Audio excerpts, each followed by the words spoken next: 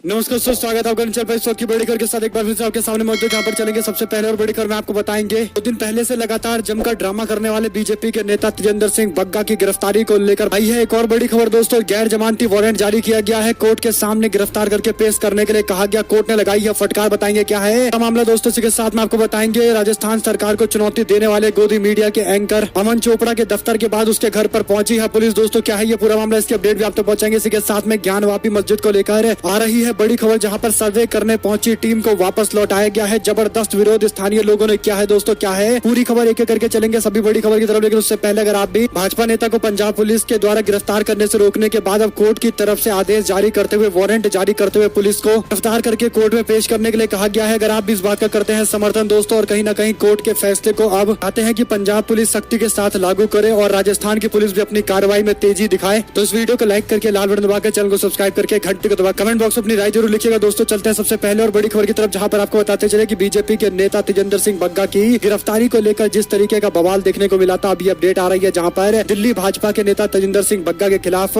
एक और वारंट जारी किया गया है। इससे पहले पंजाब पुलिस जब गिरफ्तार करने के लिए पहुंची थी, तो दिल्ली और हरियाणा की पुलिस ने जिस तरीके से पंजाब पुलिस से डॉक्यूमेंट्स मांगे तो और सरकारी काम में फंसा दिया था। दोस्तों, इस मामले को लेकर अभी अपडेट है, जहाँ पर गिरफ्तारी का वारंट इस बार कोर्ट की तरफ से जारी किया गया है। हाल ही की कोर्ट ने कहा कि गिरफ्तार करके मेरे सामने पेश करो, कोर्ट के सामने लेकर आओ। दरअसल दोस्तों, बीजेपी नेता को बार बार नोटिस दिया जा रहा है, लेकिन इस नोटिस के जवाब की बजाय भारतीय जनता पार्टी का नेता जैसे तैसे पॉलिटिकल रंग देकर निकलने की कोशिश कर रहा है। लेकिन अब जो अपडेट आ रही है कि पंजाब पुलिस को आदेश किसी और ने जारी नहीं किए, बल्कि कोर्ट की तरफ से आदेश जारी किए गए हैं और कोर्ट के आदेश का पालन तो पंजाब पुलिस को करना पड़ेगा दोस्तों। और ऐसे में एक तरीके का पूरा एक लीगल प्रोसेस हो गया है, तो ऐसे में जल्दी आप देखेंगे तेजिंदर सिंह बग्गा की गिरफ्तारी हो जाएगी। एक और अपडेट की माने दोस्तों, तो पंजाब पुलिस के साथ साथ अब राजस्थान की पुलिस भी फॉर्म में दिखाई दे रही है। राजस्थान की पुलिस ने भी चोपड़ा के खिलाफ कार्रवाई को और तेज कर दिया है। दोस्तों, अशोक गहलोत की सरकार को लेकर विवादित बयान देने वाले इस एंकर के खिलाफ कड़ी कार्रवाई की जा रही है। और ऐसे में राजस्थान पुलिस पहले दफ्तर पहुंची, जहां पर मुलाकात नहीं हो पाई। यहां तक कि ये पता चला कि पिछले 3-4 दिनों से अमन चोपड़ा दफ्तर भी नहीं आ रहे। दोस्तों, इस मामले को लेकर अब राजस्थान पुलिस ने आगे कार्रवाई करते हुए घर की तरफ रुख किया है और घर पर जाकर जब मुलाकात करने की कोशिश की तो पता चला वहां भी नहीं है। जिसके बाद दोस्तों, राजस्थान की पुलिस की तरफ से नोटिस चस्पा कर दिया गया है, दरवाजे पर वारंट चिपका दिया गया है। ये सब तब हो रहा है जब राजस्थान लगातार एक के बाद एक नए दिन माहौल खराब होता दिखाई देता है दोस्तों। और ऐसे में इस तरीके के गोदी मीडिया के एंकर जो अपने दफ्तरों में बैठकर माहौल खराब करने को लेकर पूरी कोशिशें करते हैं और तमाम तरीके के ऐसे शो चलाते हैं, जिससे राजस्थान के अंदर विद्वेष फैलाने का आरोप है। आपको बता दें कि राजस्थान की गहलोत सरकार इस मामले को लेकर अब सचेत होती दिखाई दे रही है और ऐसे लोगों के खिलाफ जो एंकर बैठकर दंगे भड़काने की साजिश रचते हैं, उन पर जो ये आरोप लगे हैं, उसके मद्देनजर ये कार्रवाई हो रही है। इस पर आप लोग की क्या कुछ राय है, लिखकर जरूर बताएगा। चलते हैं एक और बड़ी अपडेट की तरफ, जहाँ पर जैसे जैसे देश के अंदर महंगाई बढ़ता जा रहा है दोस्तों, वैसे वैसे इस तरीके के भावनात्मक मुद्दों को तूल दिया जा रहा है। आपको बताते चले कि देश के अंदर कहीं ना कहीं कोई ना कोई इलाका सामने आ ही जाता है, जहां पर देश के भाईचारे को बर्बाद करने की साजिश रची जाती है। दोस्तों, आपको बताते चले कि इसी कड़ी में एक और बड़ी अपडेट ये है कि वाराणसी के काशी विश्वनाथ और ज्ञानवापी मस्जिद परिसर में स्थित श्रृंगार गौरी के सर्वे को लेकर विरोध शनिवार को और ज्यादा देखने को मिला। एडवोकेट कमिश्नर की टीम ज्ञानवापी परिसर पहुंची, वहीं पर परिसर के बाहर नमाज पढ़ने आए व्यक्ति इकट्ठा हुए और सभी ने नारेबाजी की, जिस दौरान पुलिस ने कार्रवाई भी की। कई लोगों को खदेड़ा गया दोस्तों, लेकिन इस परिसर के अंदर जबरदस्त हंगामा देखने को मिला, जिसके बाद पुलिस प्रशासन की तरफ से इस मामले पर आगे कदम नहीं बढ़ाया गया, यानी सर्वे नहीं कराया गया। सर्वे टीम वैसे ही खाली हाथ लौट गई, जिसके बाद अब ये मामला फिर से कोर्ट में पहुंचा है दोस्तों। 9 तारीख को इस पर सुनवाई होने वाली है और मुस्लिम पक्ष की तरफ से कमिश्नर को हटाने की बात कही गई। उन्होंने कहा कि कमिश्नर जिस तरीके से काम कर रहे हैं, ऐसा लगता है एक पक्ष को लेकर काम कर रहे हैं और इसीलिए उनके खिलाफ कार्रवाई होनी चाहिए और कम से कम कमिश्नर को बदलना चाहिए। उसके बाद आगे कोर्ट को फैसला लिया जाना चाहिए दोस्तों। अब ये मामला 9 मई तक के लिए टाल दिया गया है। 9 मई को सुनवाई होने वाली है। जो भी अपडेट आती रहेगी आप तक लगातार पहुंचाएंगे। चलते हैं एक और बड़ी खबर की तरफ, जहां पर इस मामले को लेकर अब कई सारे नेताओं की प्रतिक्रियाएं आनी शुरू हो गई हैं। AIMIM के प्रमुख असदुद्दीन ओवैसी ने कहा कि ज्ञानवापी श्रृंगार गौरी परिसर के कुछ इलाकों के सर्वे को लेकर अदालत का हालिया आदेश मुस्लिम विरोधी हिंसा का रास्ता खोल रहा है। वाराणसी की अदालत के आदेश की निंदा करते हुए ओवैसी ने कहा कि ज्ञानवापी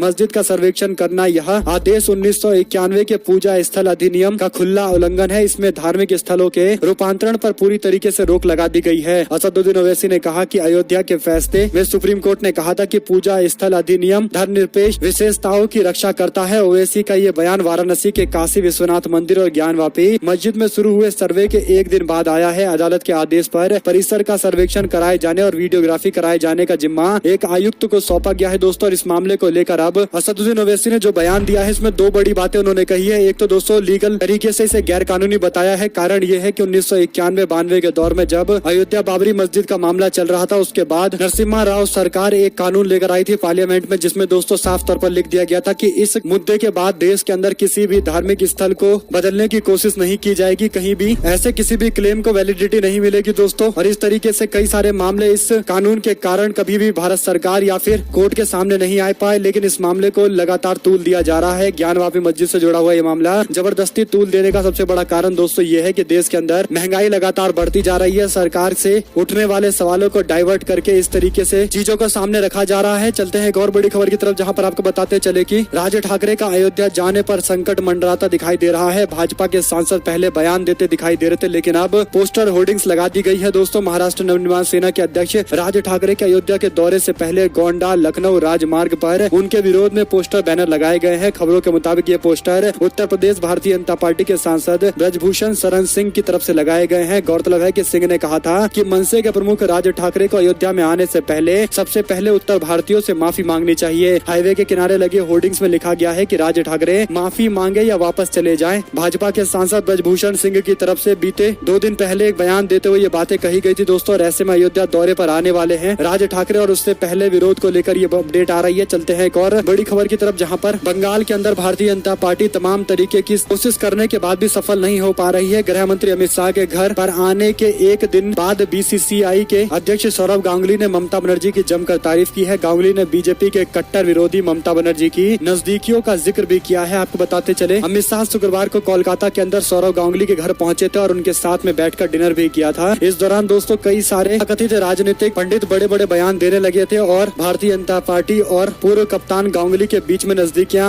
बढ़ते बता रहे थे दोस्तों। लेकिन इस मामले को लेकर एक और बड़ी अपडेट ये है कि पूर्व कप्तान गांगुली ने कोलकाता के मेयर फरहाद हकीम की जमकर तारीफ की है। उन्होंने कहा कि मैं फरहाद भाई के भी काफी करीबी हूँ। जब मैं पहली क्लास में था तभी से मेरी उनसे मुलाकात हुई थी। वह हमारे पारिवारिक मित्र हैं। इस तरीके से उन्होंने बयान दिया है। आगे दोस्तों ममता बनर्जी की भी जमकर तारीफ करते हुए कई सारी बातें उन्होंने बोली है। एक तरीके से अमित शाह का सौरव गांगुली के घर में जाकर बीजेपी के पक्ष में माहौल बनाने और भारतीय जनता पार्टी के साथ में लाने की कोशिशों पर पूरी तरीके से पानी फिरता दिखाई दे रहा है। इस पर आप लोग की क्या कुछ राय है लिखकर जरूर बताइएगा। चलते हैं एक और बड़ी खबर की तरफ, जहां पर एक और पंजाब पुलिस की तरफ से भारतीय जनता पार्टी के नेता तजिंदर सिंह बग्गा के खिलाफ कार्रवाई करने की तैयारी की जा रही है दोस्तों। इस बार बड़ी कार्रवाई करने की तैयारी की जा रही है और दूसरी ओर दिल्ली पुलिस की तरफ से सुरक्षा मुहैया कराने की बात कही गई है। आपको बताते चले कि दिल्ली भाजपा इकाई के प्रवक्ता तजिंदर सिंह बग्गा द्वारा अपनी सुरक्षा को लेकर आशंका जाहिर की गई है, जिसके बाद दिल्ली पुलिस ने शनिवार को कहा कि वो के लिए जरूरी सुरक्षा का प्रबंध करेंगे दोस्तों। यानी आप समझ सकते हैं कि दिल्ली की पुलिस भारतीय जनता पार्टी के नेता को सुरक्षा देने की बात कर रही है, जबकि बीजेपी के नेता के खिलाफ कितने गंभीर मामले दर्ज हैं। एक और अपडेट की माने दोस्तों तो आजम खान को कांग्रेस पार्टी में आने के लिए कांग्रेस के कई सारे नेता बैनर पोस्टर लगाकर आमंत्रण भेज रहे हैं। आपको बताते चले कुछ ऐसा ही मामला सामने आया, जहां पर उत्तर प्रदेश के कई इलाकों के अंदर कांग्रेस पार्टी के कार्यकर्ताओं ने प्रियंका गांधी और पार्टी के बड़े नेताओं के बैनर पोस्टर के साथ में आजम खान को स्वागत करते हुए लिखा कि आजम खान हमारी पार्टी में आए, कांग्रेस पार्टी में आइए, आपका स्वागत है। यानी आजम खान की जमानत से पहले ही इस तरीके के बैनर पोस्टर सामने आने लगे हैं। वहीं पर एलपीजी सिलेंडर लेकर कांग्रेस पार्टी के नेता पहुंच गए। प्रेस कॉन्फ्रेंस करने के लिए 50 रुपए और दाम बढ़ने को लेकर विरोध जाहिर करते हुए कहा कि नरेंद्र मोदी बड़े बड़े भाषण देकर 2014 में सरकार में आए और आज महंगाई उनसे काबू नहीं की जा रही है। 50 रुपए अचानक से बढ़ा दिए जाते हैं गैस सिलेंडर पर और मीडिया में भी चर्चा देखने को नहीं मिलती है दोस्तों। और इस तरीके से कांग्रेस पार्टी के प्रवक्ता आजकल विरोध करने के लिए नए तरीके ढूंढ कर ला रहे हैं और इन्हीं में से एक तरीका था गैस सिलेंडर लेकर साथ में पहुंचना, उसके बाद प्रेस कॉन्फ्रेंस करना, ताकि जो तस्वीरें छपे उसमें मैसेज साफ तौर पर दिखाई देने लगे। एक और अपडेट की माने तो महाराष्ट्र के अंदर आरडीएक्स भिजवाकर लोकल ट्रेन में धमाका करने की साजिश रची जा रही थी दोस्तों। हाल ही में पकड़े गए 4 खालिस्तानी आतंकवादियों की गिरफ्तारी के बाद ये खुलासा हुआ है। सूत्रों से मिली जानकारी के अनुसार खालिस्तानी आतंकवादी हरविंदर सिंह रिंदा और स्लीपर सेल से जुड़े हुए कई सारे लोग मुंबई के नांदेड़ में आरडीएक्स से हमला करने की कोशिश करने वाले थे। इस मामले को लेकर कई और बड़े खुलासे किए गए हैं। एक और अपडेट की माने तो एलपीजी सिलेंडर के साथ पहुंचे कांग्रेस पार्टी के प्रवक्ता पवन खेड़ा ने आगे नरेंद्र मोदी पर तंज कसते हुए कहा कि 65 घंटे में प्रधानमंत्री ने 20 बार ड्रेस बदला, 3 देश का दौरा किया, 60 बार फोटो शूट करवाया, फिर लौटकर वापस आ गए साहेब। यही था इनका विदेशी दौरा। यानी भाजपा के नेता प्रधानमंत्री के दौरे को लेकर कई सारी बड़ी बड़ी बातें बोल रहे थे। प्रधानमंत्री थकते नहीं है, प्रधानमंत्री हमेशा काम करते रहते हैं, इस तरीके के प्रोपोगेंडा चला रहे थे। जिसके बाद कांग्रेस पार्टी ने इस प्रोपोगेंडा को पूरी तरीके से निस्तनाबूद करते हुए बताया कि 60 बार फोटो शूट प्रधानमंत्री ने अपने 65 घंटे के दौरे में किया और यहाँ तक कि 20 बार ड्रेस भी बदल लिया दोस्तों। यानी आप समझ सकते हैं कि प्रधानमंत्री के पास इतना समय है कि ड्रेस भी बदल ले रहे हैं। हर कार्यक्रम में नए ड्रेस पहनकर जा रहे हैं। हर एक घंटे 2 घंटे के बाद भी अगर कोई कार्यक्रम होता है तो प्रधानमंत्री दूसरे कपड़ों में अचानक से दिखाई देने लगते हैं। यानी एक तरीके का दोस्तों पूरा PR एजेंसी सेट बिठा रखा था कहा जा सकता है। वहीं पर तमिलनाडु के CM स्टालिन आजकल राज्य में जनता से मुलाकात करने के लिए कोई भी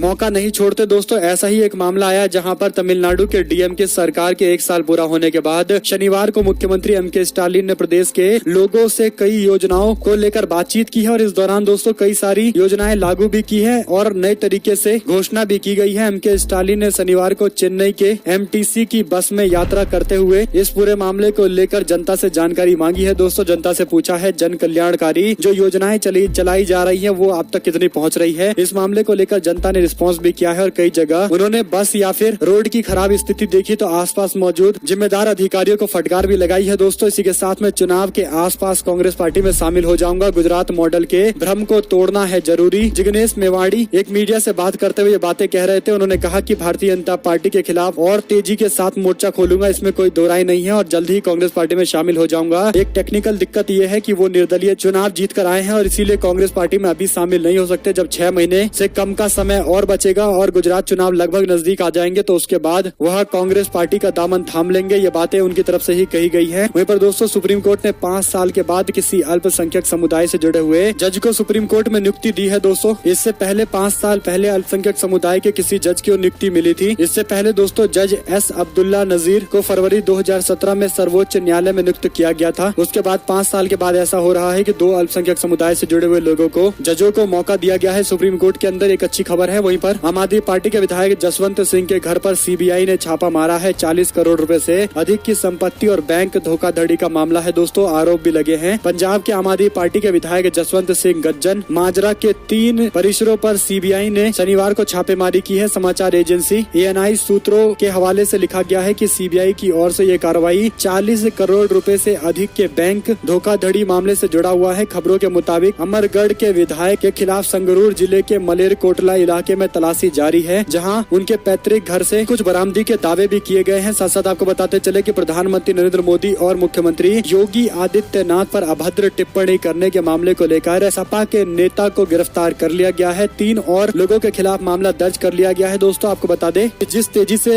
उत्तर प्रदेश की पुलिस कार्रवाई करती है, खासकर प्रधानमंत्री और मुख्यमंत्री के खिलाफ दिए गए बयानों को लेकर दोस्तों, और जब ऐसी ही कार्रवाई किसी मुख्यमंत्री के खिलाफ बयान देने वाले के खिलाफ की जाती है तो बीजेपी के लोग उसके साथ में खड़े हो जाते हैं। यहाँ तक कि अपने मुख्यमंत्री से शक्तियों का इस्तेमाल, गलत इस्तेमाल भी करवा देते हैं, जैसा कि मामला आप लोगों ने दिल्ली में देखा था। यानी 2 तरीके के बीजेपी के रवैये देखने को मिल रहे हैं दोस्तों। इस पर आप लोग की क्या कुछ राय है, लिखकर जरूर बताएगा। इसी के साथ में अवैध तरीके से दिल्ली में रह रहे बांग्लादेशियों और रोहिंग्याओं की जानकारी दे। दिल्ली में MCD के अंदर बीजेपी की सरकार करेगी कार्रवाई, ये बयान कोई और नहीं बल्कि बीजेपी के प्रदेश अध्यक्ष दे रहे हैं। भारतीय जनता पार्टी के दिल्ली इकाई के अध्यक्ष आदेश गुप्ता ने शनिवार को शहर के लोगों से अपील की है कि अवैध रूप से रह रहे बांग्लादेशियों और रोहिंग्याओं की जानकारी उन्हें दे ताकि उनके खिलाफ कार्रवाई की जा सके। उन्होंने दावा किया है कि करीब 5 लाख बांग्लादेशी और रोहिंग्या इस समय दिल्ली में रह रहे हैं। हालांकि दोस्तों बीजेपी नेता केवल दावा ही कर रहे हैं। इतने दिनों से MCD में सरकार चला रहे हैं, इसके बावजूद भी इन्हें पता नहीं है कि कौन कितने बड़ी संख्या में कहाँ रह रहा है, किसका क्या एड्रेस है। यानी आप समझ सकते हैं कि एक तरीके से राजनीति को लेकर ही पूरा बयानबाजी किया जा रहा है। हालांकि बीजेपी के लोग ये नहीं बता पा रहे हैं कि इतने दिनों से MCD में सरकार चला रहे हैं, किया क्या है जो जनता उनको वोट दे, और इसीलिए इस तरीके की बयानबाजी की जा रही है। वहीं पर दोस्तों कांग्रेस पार्टी का राजस्थान के अंदर चिंतन शिविर होने वाला है। इसको लेकर कांग्रेस पार्टी ने कई सारे लोगों को जिम्मेदारी दी है दोस्तों। कांग्रेस पार्टी किसान कमेटी के संयोजक भूपेंद्र सिंह हुड्डा ने किसान नेताओं से मुलाकात की है और उनसे किसानों के मुद्दे को लेकर कई सारी जानकारी इकट्ठा की गई है। आपको बताते चले कि किसान नेताओं की मुलाकात में उनके साथ में किसान नेता राकेश टिकैत भी मौजूद रहे। सभी किसान नेताओं ने उनसे मुलाकात करते हुए अपनी जो मांग है वो रखी है दोस्तों। इस मामले को लेकर कांग्रेस पार्टी अपने चिंतन शिविर के अंदर डिस्कशन करेगी। अगर कुछ मामला निकल कर सामने आएगा तो कांग्रेस पार्टी इसको मैनिफेस्टो के अंदर भी जरूर डालेगी और दोस्तों वादा करेगी किसानों से कि अगर उनकी सरकार बन जाती है तो ऐसा कुछ किया जाएगा जो किसानों ने कहा है। ज्ञानवापी मस्जिद केस के मामले को लेकर कमिश्नर को हटाने की मांग करने वाली याचिका दाखिल की गई थी। हालांकि इस दाखिल की गई याचिका को दोस्तों खारिज कर दिया गया है। साथ साथ एक और बड़ी खबर की माने तो मोदी जन नेता है, इस्लामोफोबिया का हुआ बना रहे हैं, इंडिया फोबिया से ग्रस्त लोग। मुख्तार अब्बास नकवी की तरफ से ये बयान देते हुए मोदी सरकार को डिफेंड किया गया है दोस्तों। यानी मोदी सरकार के कुछ नेता है जो हमेशा नरेंद्र मोदी सरकार का जाप जपते रहते हैं। उनमें में से एक है मुख्तार अंसारी, जिनकी माने तो देश के अंदर सब कुछ ठीक है, इस्लामोफोबिया केवल एक हवा है। इस तरीके की बयानबाजी उन्होंने की है। दोस्तों, इस पर आप लोग की क्या कुछ राय रहेगी, लिखकर जरूर बताएगा। इसी के साथ में महाराष्ट्र लाउड स्पीकर विवाद को लेकर उद्धव ठाकरे के नेतृत्व वाली सरकार राज ठाकरे से डरती है। कांग्रेस पार्टी के नेता संजय निरुपम इस तरीके से बयान देकर उनके है समर्थन से चल रही सरकार के खिलाफ ही बयानबाजी कर रहे हैं, जो अपने आप में इस बात को लेकर स्पष्ट करता है कि कांग्रेस पार्टी के अंदर नेताओं में एक मत नहीं है, क्योंकि अपनी ही सरकार चल रही है और उन्हीं के मुख्यमंत्री के खिलाफ बयानबाजी कर रहे हैं। संजय निरुपम जो कांग्रेस पार्टी के नेता, वरिष्ठ नेता के तौर पर जाने जाते हैं दोस्तों, इस तरीके की बयानबाजी उनसे शोभा नहीं देती, लेकिन फिर भी दे रहे हैं। कहीं न कहीं सरकार को डिस्टेबल करने के लिए शायद इस तरीके की बयानबाजी कर रहे हैं। वहीं पर सीएम केजरीवाल के घर के बाहर बीजेपी नेताओं का प्रदर्शन, हिरासत में सिरसा समेत कई और बीजेपी के कार्यकर्ता लिए गए हैं दोस्तों। वहीं पर महाराष्ट्र का सोंडेघर गांव दंगा रोकने के लिए 100 साल का करार किया गया है हिंदू मुस्लिमों के बीच में। सोंडेघर महाराष्ट्र के रत्नागिरी जिले के अंदर एक छोटा सा गांव है। यहाँ पर आबादी मुश्किल से 1000 है। इस गांव में सभी जाति और धर्म के लोग मिलजुल कर रहते हैं। कोई धार्मिक या सांप्रदायिक विवाद न हो, इसके लिए गाँव ने सर्वसहमति से एक ऐतिहासिक फैसला लिया है। गाँव में सभी धर्म के लोगों ने मिलकर सांप्रदायिक सौहार्द को बनाए रखने के लिए 100 साल का एक समझौता किया है। जब देश में कुछ हिस्सों के अंदर सांप्रदायिक तनाव की खबरें सामने आ रही है, तो इस गांव की तरफ से पहल की गई है। सभी ने एक साथ मिलकर एक ट्रीटी साइन की है दोस्तों, जिसके तहत ये फैसला लिया गया है कि किसी भी तरीके से पूरे देश में अगर माहौल खराब होगा तो इस गांव के अंदर भी माहौल खराब नहीं होने देंगे। हम अपने आप में ये समझौता करते हैं। सभी लोगों ने साथ में मिलकर हस्ताक्षर किए हैं, साइन कर दिए हैं और एक तरीके की ट्रीटी की गई है दोस्तों। यानी समाज के अंदर अपनी तरीके से ही लोग पहल कर रहे हैं। वहीं पर बिहार के अंदर भाजपा प्रभारी के पद से हटाए गए भूपेंद्र यादव, भाजपा और जेडीयू के वरिष्ठ नेताओं के अनुसार नीतीश कुमार का भूपेंद्र यादव से तालमेल ठीक नहीं रहा। वहीं इस बात को गंभीरता से लेते हुए भाजपा ने नीतीश कुमार की नाराजगी दूर करने की कोशिश की है। अब यह बात सामने आ रही है कि केंद्रीय नेतृत्व की ओर से धर्मेंद्र प्रधान को जिम्मेदारी दी जा सकती है। वहीं पर आपको बता दें कि हिस्ट्री सीटर है तजिंदर बग्गा। ये बयान आम आदमी पार्टी के नेता आतिशी ने दिया है। उन्होंने दावा करते हुए कहा कि कई सारे मामले दर्ज हैं। हिस्ट्री सीटर है तजिंदर बग्गा, जिसको बचाने के लिए बीजेपी के लोग मैदान में उतर गए हैं। 5 बार पुलिस ने समन भेजा था, लेकिन भाजपाई आज भी ऐसे व्यक्ति के समर्थन में खड़े दिखाई देते हैं। वहीं पर हैदराबाद के अंदर चंचलगुड़ा जेल में अपने पार्टी के कार्यकर्ताओं से मुलाकात करने के लिए राहुल गांधी पहुंचे दोस्तों। कांग्रेस पार्टी के नेता राहुल गांधी ने शनिवार को हैदराबाद के अंदर चंचलगुड़ा सेंट्रल जेल का दौरा किया है। उस्मानिया विश्वविद्यालय में विरोध प्रदर्शन करने के लिए पिछले सप्ताह गिरफ्तार किए गए एनएसयूआई के कार्यकर्ताओं से मुलाकात की है। तेलंगाना की अपनी यात्रा के दूसरे दिन राहुल गांधी जेल गए और कांग्रेस पार्टी के कार्यकर्ताओं से मुलाकात भी की है दोस्तों। एक और अपडेट की माने तो भाजपा को कड़ी टक्कर देने के लिए राष्ट्रपति चुनाव के लिए विपक्षी दलों का एक समूह बनाने के लिए, गुट बनाने के लिए ममता बनर्जी ने पहल की है। रामनाथ कोविंद का कार्यकाल जुलाई में संपन्न होने जा रहा है। इसी बीच देश के अंदर एक बार फिर से राष्ट्रपति चुनाव को लेकर बड़ी अपडेट आ रही है दोस्तों। पश्चिम बंगाल के मुख्यमंत्री ममता बनर्जी इस चुनाव में भारतीय जनता पार्टी को कड़ी टक्कर देने के लिए, पूरे विपक्ष को एकजुट करने के लिए सर्वसहमति से एक दमदार प्रत्याशी खड़ा करने की कोशिश में जुट गई है। ममता बनर्जी ने अभी अपने पत्ते नहीं खोले हैं, लेकिन वह कई मौके पर बता चुकी हैं कि वह राष्ट्रपति चुनाव में बीजेपी को टक्कर देने के लिए एक बड़े गठबंधन की तरफ देख रही हैं। अगर उम्मीदवार दमदार रहेगा तो आने वाले दिनों के अंदर बीजेपी के लिए राष्ट्रपति चुनाव काफी मुश्किल हो सकता है। एक और अपडेट की माने तो पंजाब के मुख्यमंत्री भगवंत मान गुजरात के दौरे पर पहुंचे थे, जहां पर आम आदमी पार्टी के नेता अरविंद केजरीवाल भी मौजूद थे दोस्तों। दोनों ने मिलकर एक रैली की थी 1 से लेकर 3 अप्रैल के बीच में, और इस दौरान तकरीबन 45 लाख रुपए का खर्चा आया है। आपको बता दें कि ये खर्चा पंजाब सरकार के खाते से गया है और दिल्ली के मुख्यमंत्री अरविंद केजरीवाल और भगवंत मान के दौरे से जुड़ी हुई अपडेट है दोस्तों। आरटीआई में ये खुलासा सामने आया है, जिसके बाद अब सवाल एक बार फिर से आम आदमी पार्टी को लेकर खड़े हुए हैं। जो आम आदमी पार्टी देश की राजनीति बदलने को लेकर बड़ा ऐलान करके आई है सामने, लेकिन अब जब जीतने के बाद इस तरीके के मामले सामने आते हैं तो सबसे पहला सवाल जरूर पूछा जाएगा दोस्तों। ऐसे में आप लोग की क्या कुछ राय है, इस पर लिखकर जरूर बताएगा। भाजपा के लोग तो